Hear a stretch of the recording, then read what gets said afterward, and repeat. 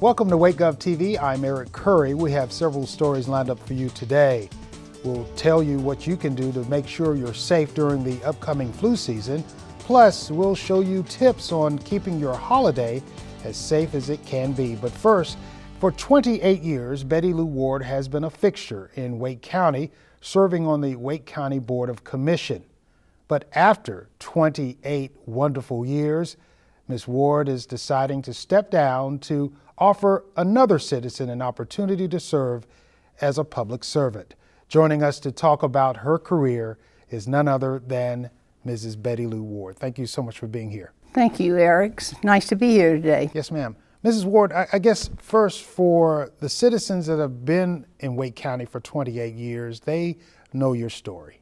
But for those that have moved in within that 28 years, can you share a little bit about yourself and why you decided to look into a career in as a public servant here in Wake County? Well, initially it was not an intent to have a career, but nevertheless it sort of evolved into one.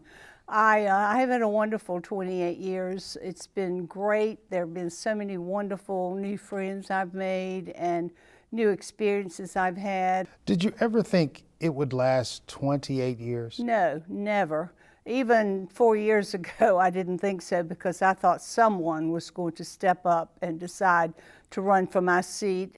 What are some of those changes, and what has amazed you the most about the transformation of this county? I think that perhaps that the technology that has come to bear in our society has just been, it's been exciting, and it's also been something that 3-year-olds probably do better than I do.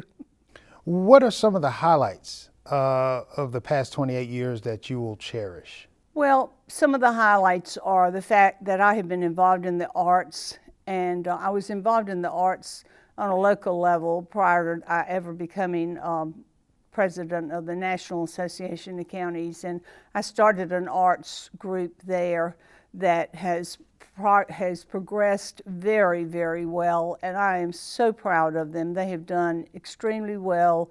They've grown, they've changed, they're offering arts in so many ways. And if you've ever read Richard Florida's book or heard him speak, you know that what he writes about is the fact that if you have a child that is exposed to the arts, they are going to grow up to be much better students than they would be otherwise. And I think that also that translates into, if you like the symphony, for instance, and you're exposed to it by way of the symphony going into the schools and playing, then you're going to always have a love for those instruments. And I think that's, I guess that would be one of the highlights, is just the fact that the arts and technology have really grown, and certainly in this town, as we have continued to grow and grow and grow.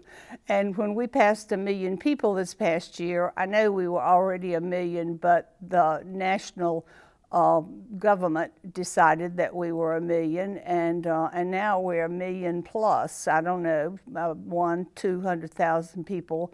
The demographers tell us that we are going to be a county with more than 2 million people in the next 25 years. I think that from the fact that we have the transportation on the ballot this year for the people of Wake County, that in itself is very exciting, because I think that if we do get transit between Durham, Chapel Hill, Raleigh, and the outlying areas, we're going to be much more progressive than we are now. Durham County and Orange County, which is Chapel Hill, they have already put it to the vote of their people, and they have voted to fund it and to move on, and I'm delighted that we too are going to do that. The person that replaces you on the board, what advice do you give him or her? I would say, listen that it's really important that you listen to people and that you listen to to the people that you represent, and that would be all of the people of Wake County, because heretofore we have always run county-wide, and I think that's a good thing because anyone in the county can vote for any county commissioner that runs, and I'm always delighted when someone from New Hill, I live in North Raleigh, in the far reaches of North Raleigh in the watershed, and I've always lived out that way, and I think that when someone from New Hill or down in below Garner, Willow Springs down there, says something to me that they have recognized that I have been involved in or done, makes me feel very happy, because I know that when individuals such as that, as opposed to my neighbors and my friends, are noticing what we do as county commissioners, then that's important. What's next for you? Well, I think what's next for me is a lot more reading. I do enjoy reading. It's a passion of mine. I've always enjoyed reading. When I first learned to read was a child, and I used to run for the newspaper every morning, and my dad was grabbing it from me before, so he could read it before he went to work. The most important thing to me is the fact that children do learn to read early. And the preschool programs that we have in place in Wake County are so wonderful, because these youngsters, many of whom come into this county, do not speak English, and they learn to speak English through these preschool programs. To me, is pretty wonderful. And I met twins, two little girls the other day that are in first grade. Yeah, they're in first grade. I was still thinking they were in kindergarten. But they told me about all the ways that what they're learning, and spelled a few words for me that they had on their spelling test. And I'll have to say I was pretty impressed. I think that our teachers do extremely well. I think that we have a great school system. That's always been something that I've supported down through the years. And I think that as we continue to grow, I am hopeful that the two people running for my seat will yet again be as positive about the school system as I have been. And finally, your message to citizens of Wake County. Well, I would say to them, please be mindful of the fact that there are many, many people, including the teachers in the classroom, who work hard for the students that we have in our school system. It's extremely important that the general populace support these individuals. That is very important. And I think as we look forward to the mass transit that will hopefully happen in just a few years down the road, I think that we are going to be a much stronger county, strong in many ways economically, socially, and certainly educationally. Mrs. Betty Lou Ward, thank you so much. Thank you, Eric. We'll be back right after this.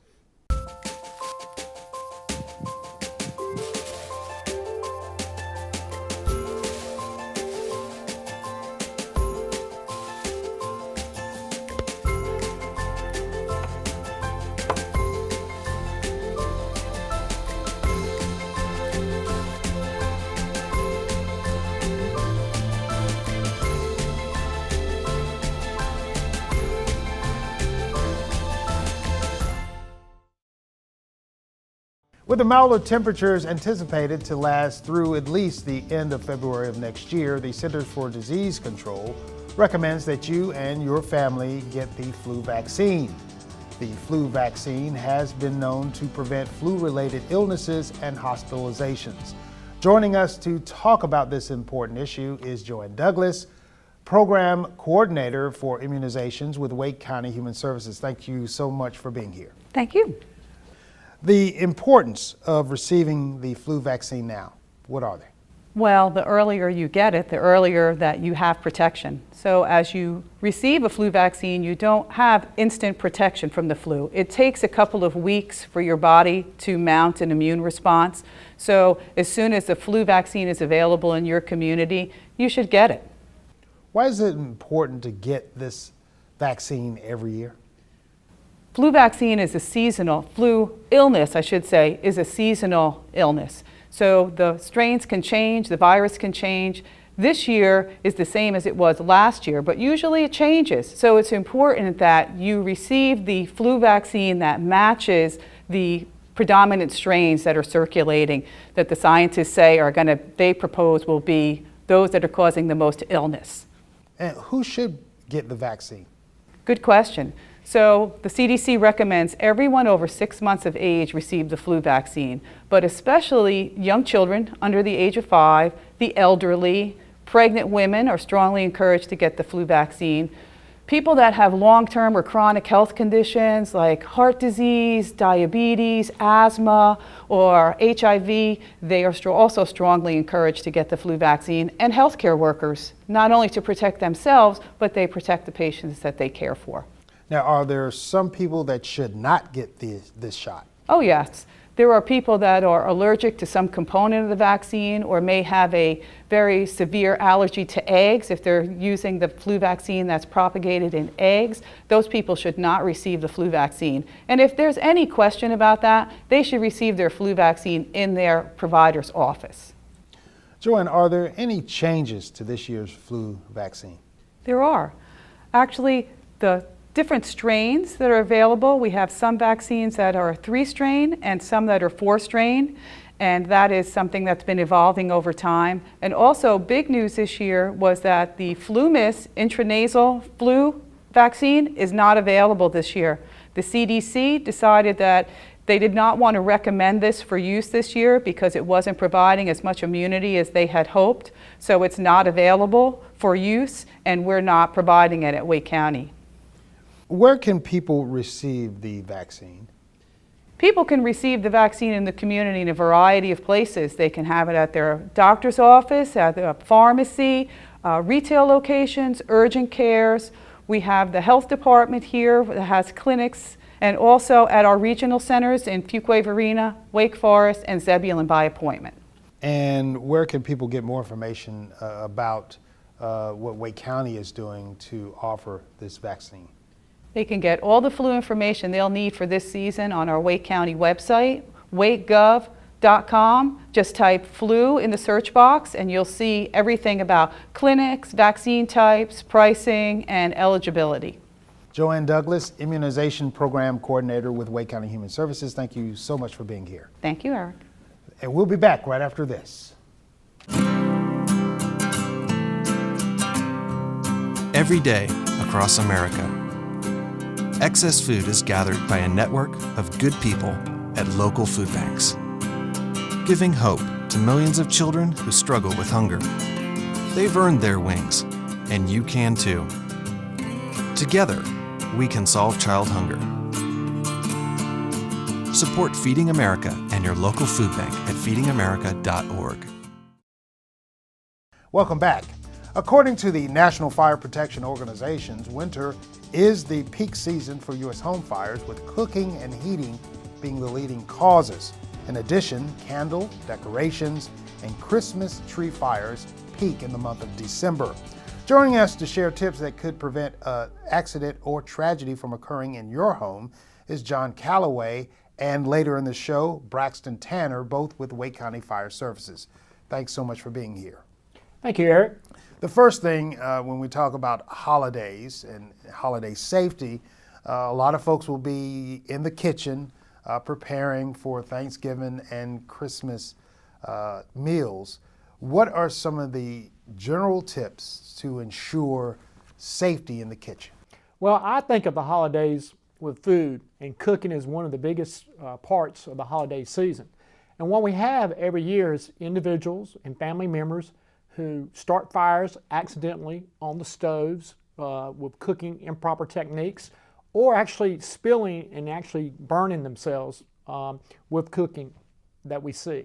For example, we have pots and pans on the stove, so we want you to be familiar with your style of stove and the oven that you use. We always recommend that you should use protection. You know, if I'm going to get hot pan or get it out of the oven, I want to protect myself. And hands are one of the areas that get burned when you're trying to remove that turkey from the oven. The pan itself, you know, we like to use some of these throwaway disposable pans, but sometimes they can't handle the weight. So you got to be careful and know how to take the product out and safely put it on a counter that's not going to cause a fire. Finally, we would look at some of the pots on the stove. My small children, I would not want to have the handle sticking out. They may come by and accidentally and hit the pot. What you want to do is turn your pot so the handles are away from the stove area, more closer to the wall. And these are some of the same tips that we see when we're cooking. One of the big fires that would normally occur from cooking is cooking with hot oil or grease on the fire, that you walk away and you don't realize how hot it gets when fires are started. And those are just some of the tips for the kitchen area. Other items that we have during the holiday season is, for example, candles. We'll have unattended candles. Everybody thinks that they can burn all night long. But if a candle burns down and melts down to the lowest level, it may actually catch the product that it's sitting on. We highly recommend that you blow your candles out at night, and always try to put the candles on some type of porcelain or glass or metal material that they're sitting on. And finally, the items that you're using to light your candles, make sure they're put away. A small child may see the lighter out and would like to try the lighter, so we want to put them away.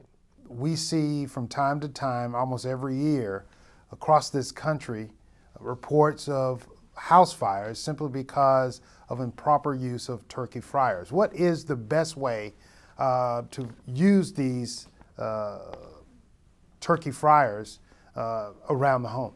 Well, that's a very good question, because like during the holidays, I don't cook turkeys throughout the year. I mainly just cook them during the holidays, and I forget safety precautions. One of the items that I need to pull out of my box where my turkey fryer's in is the general directions on how to use it from the manufacturer, properly use it. Obviously, I want to be away from my house, 25 to 50 feet away from any structure that could cause to be part of the fire if the fire would get out of its way. I also want to pre-measure my pot, and what I mean by that is we normally fill the pot up with a certain amount of water, and we put the turkey in it to see how much it overflows, and you'll mark your pot. And then when you pour your grease in it, you'll know where to pour the level of the grease in the pot.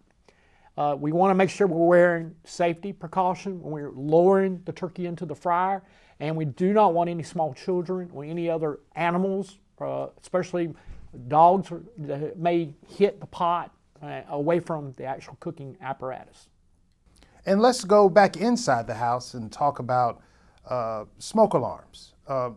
For many, we really don't think about smoke alarms until something occurs and you realize whether or not you had them, or you're not using them correctly, or you didn't have any batteries in them. So what's the best tips to give to homeowners, even in those renting, in regards of smoke detectors and being aware of them? That's a very good point. We normally think of the holidays as not a time where our smoke detectors are going off unless we're cooking something and we're setting off smoke. But what we really want to discuss is we want to make sure that we have a working smoke detector in every house. We would want one in the hallways, outside. Also, we would like one in the sleeping rooms that you're in. And the important part is making sure that it is functioning correctly.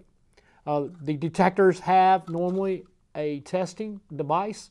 You can test to see if it's working. Also, we think about, when the daylight savings times, we think about changing the batteries. And that's very important.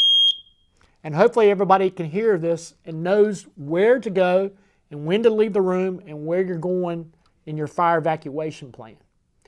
My recommendation, like they say on the manufacturing side, is change your batteries twice a year.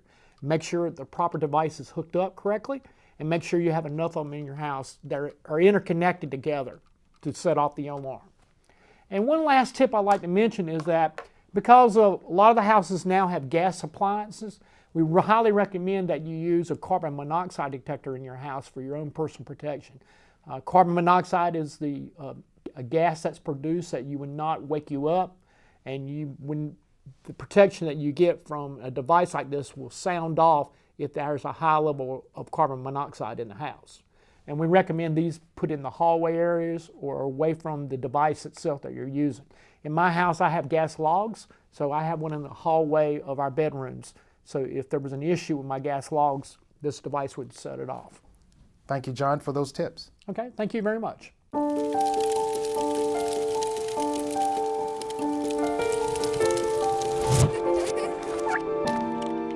Did you know parking over tall, dry grass can spark a wildfire? Only you can prevent wildfires.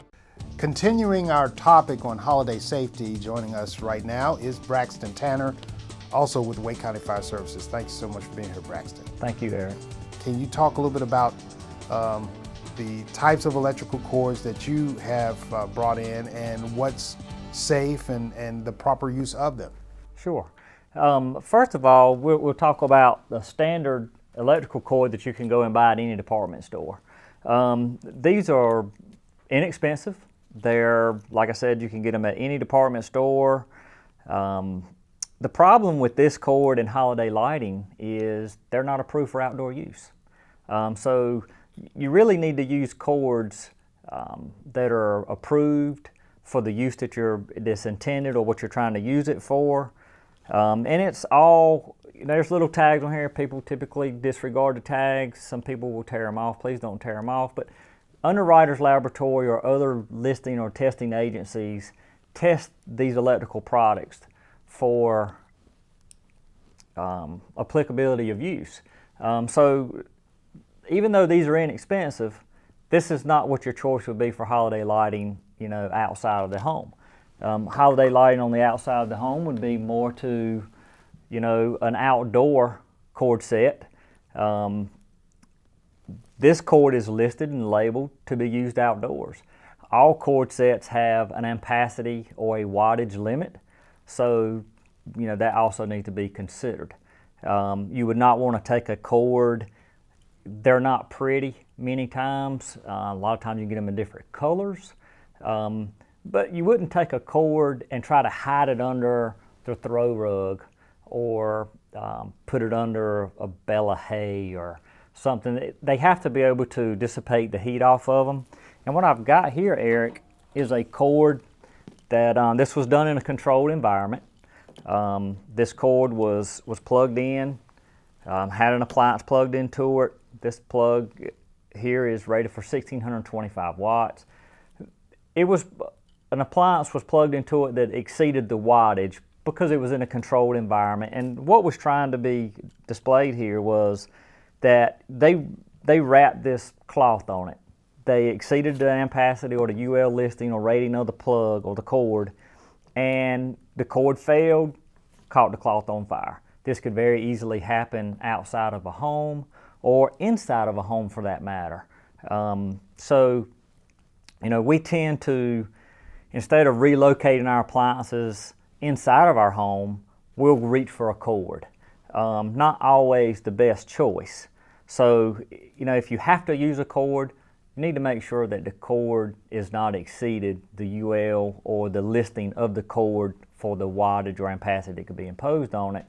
And, to expand on that, clothes, rugs, anything combustible really needs to stay away from it. Pinch points, through doorways, etc. And we'll move to portable electrical heaters, which are always popular. We've had some recorded deaths in this area as a result of improper use of these heaters. Can you talk about a little bit more about these heaters? Yes, Eric.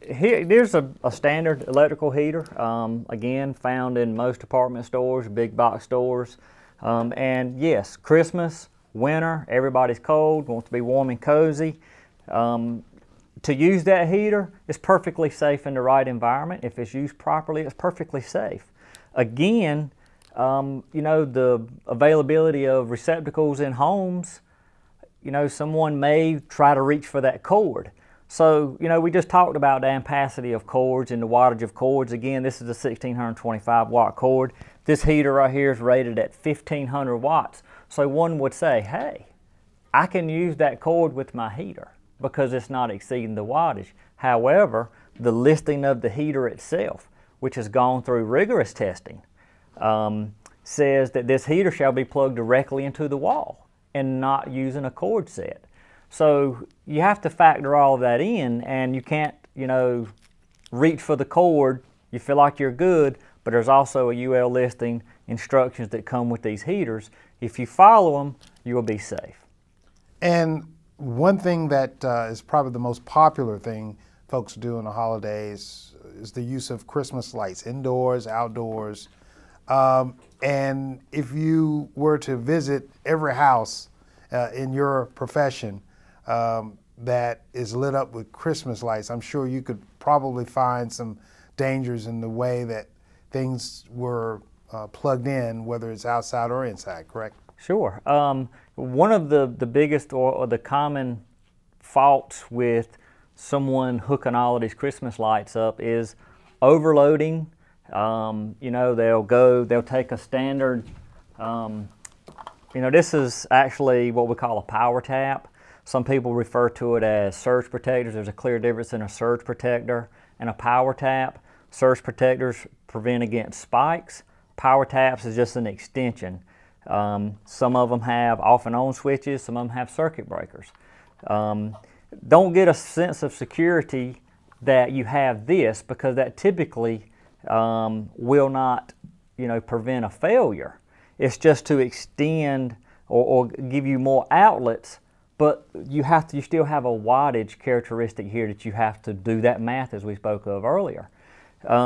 UL listing, I can't talk about, and I say UL, but there's other listings. You got ETL. There's a number of different listing companies that go through and list electrical appliances. So I would say always look for that. I mean, here's a new popular light that I think is coming on the market this year. It has a listing sticker here on it. It's going to tell you how it's used. It's going to tell you that it's approved for outdoor use. Or maybe it will say it's only for indoor use. So look, some are dual listed, indoor, outdoor use. So make sure that the product you're using it in accordance with the listing. Again, these things are rigorously tested in a lab, in a controlled environment, and they're actually made to fail to find out what it takes to fail them, so that they know how to list them and put those, the product information out in the instructions. You're talking about a standard set of Christmas lights. People want to attach them to their homes. That's safe. You have to do it in accordance with the listing and the product manufacturer's use, and it will be a safe installation, and everybody can enjoy their holidays without having to worry about potential fires from incorrect installation. Well, Braxton, thanks so much for joining us to share with some very important tips that we hope the citizens will take heed to, and so they can have an enjoyable holiday season. Again, thank you, Eric. Braxton Tanner and John Calloway with Wake County Fire Services. Thanks so much for being here. That's our show for today. Keep up with the latest Wake County news and information by visiting us online at wakegov.com/news or on Facebook or Twitter. Thanks for joining us. Have a great day.